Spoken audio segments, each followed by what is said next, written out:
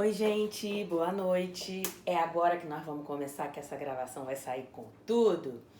Bom, gente, continuando o nosso assunto do coque, no livro 3, a gente vai falar hoje sobre as transformações físicas e químicas da matéria, né?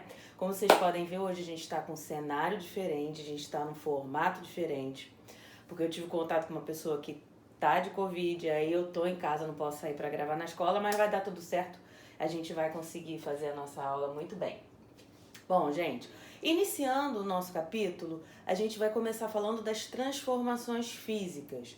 O que são as transformações físicas, né? É tudo que altera a casquinha da substância ou do corpo e não chega a alterar as propriedades químicas, a constituição daquela substância ou daquele corpo. Então eu estou falando que a gente altera a casca, mas não altera o interior. Isso são transformações físicas. Quando a gente fala das transformações físicas, a gente precisa pensar, se perguntar o que vai variar, o que vai alterar nessas reações físicas, né? nessas questões físicas, que varia o grau de agregação das moléculas e o grau de agitação das moléculas. Quanto mais agitadas as moléculas estiverem, né, vai causar para nós uma mudança no estado físico. E não tem como não falar de estados físicos da matéria e não falar dos 3 estados básicos físicos da matéria, que é sólido, líquido e gasoso. Então vamos lá. Quando a gente fala do estado gasoso, eu tô falando o quê? Eu tô falando de um estado que a gente tem as moléculas muito separadas, com um grau de agitação muito grande.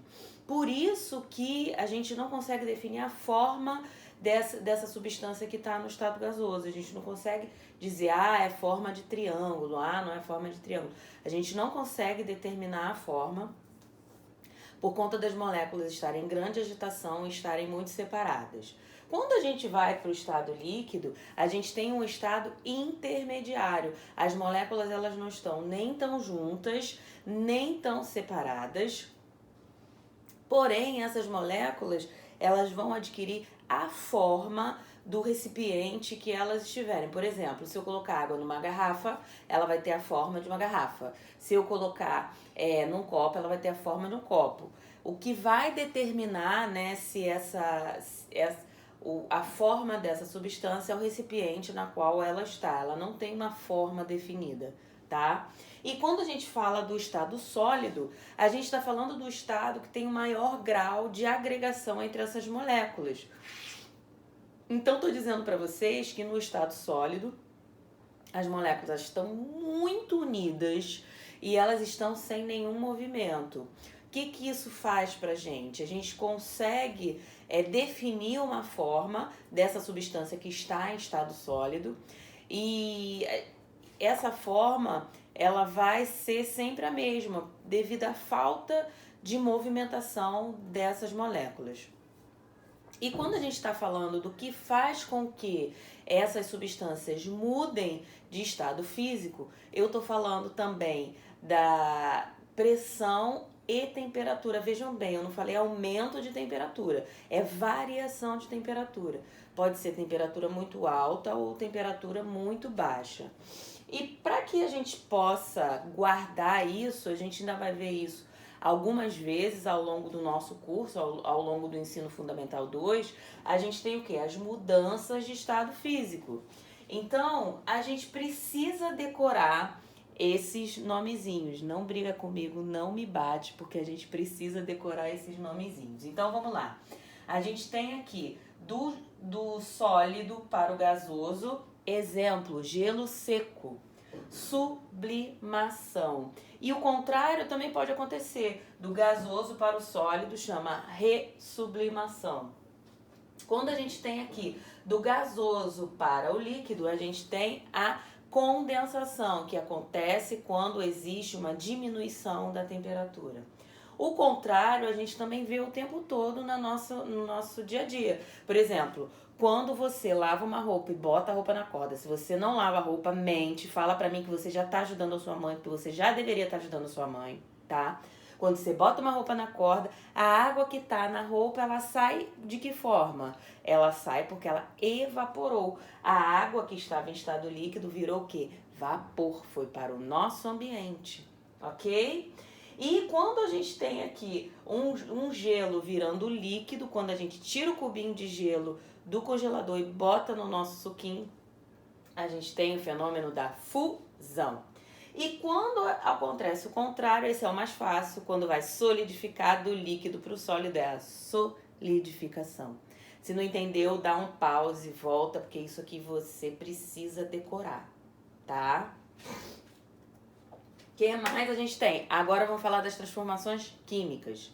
As transformações químicas a gente tem por definição que são aquelas transformações que acontecem quando a gente vai ter uma modificação, uma criação de uma substância nova, diferente daquelas iniciais. Exemplo clássico de transformação química, formação do ferrugem. Vamos lá analisar a formação do ferrugem. Vai. O que a gente tem? A gente tem ferro, água e oxigênio, que vai formar a ferrugem, que existe um nome químico que é óxido de ferro. Então, olha só, 3 substâncias que são os reagentes, água, oxigênio, água e ferro, vai formar o quê? O ferrugem. Então, essas 3 substâncias que estão para cá, eu chamo de reagentes, e essa substância nova que se formou é o produto. Essa é uma equação química, é uma forma bastante simples da gente demonstrar essas transformações químicas que acontecem. Então vamos lá. Reações químicas do nosso cotidiano. Quando a gente faz um bolo, a reação química que acontece é aquelas substâncias que a gente misturou, o leite, o ovo, o açúcar, o fermento, eles vão se tornar uma substância nova, única, que é o bolo. Você quer fazer uma experiência muito simples? Se você não quer fazer bolo, não está a fim de ajudar sua mãe nessa quarentena, você faz o seguinte, você pega bicarbonato de sódio, mistura com um pouquinho de vinagre e você vai ver uma reação química acontecendo. Essas reações elas acontecem o tempo todo no nosso cotidiano, não só quando a gente faz comida, mas fazer comida assim é quase como flamel, né? Uma alquimia, porque sempre você mistura ingredientes e você faz o quê? Uma comida nova. Então você tem reações químicas acontecendo o tempo todo. E para a gente explicar quimicamente como isso aconteceu, a gente precisa falar de um químico chamado de Lavoisier. Lavoisier, ele estudou as reações químicas e ele fez uma máxima que a gente copia até hoje, mas não da forma como ele falou. Que é assim, nada se cria, tudo se transforma. Como que a gente fez? Inteligente, nós colocamos assim, nada se cria, tudo se copia, né? Mas na verdade nada se cria, tudo se transforma. Por quê? Porque as substâncias novas, elas estão vindo de uma substância pré-existente. E como que a gente consegue provar isso? Lembra da reação química que a gente viu? Olha só o que Lavoisier fez. Ele fez, depois de muitos estudos, a lei da conservação das massas. O que essa lei diz? Ela diz que a soma das massas dos reagentes utilizados é sempre igual à soma das massas dos produtos gerados. Então, eu pego todos os que reagiram, junto tudo, produto gerado vai ser igual a massa dos reagentes. A gente vai ver isso quando a gente estudar lá no ensino médio, balanceamento de equações, que vocês vão ver que um lado tem que estar balanceado com o outro lado. Mas ainda tem muito tempo por lá. Basta que vocês saibam que as reações químicas estão no nosso cotidiano e que elas são representadas por meio de uma equação química. Adorei ver vocês. Vamos lá fazer os exercícios e beijos!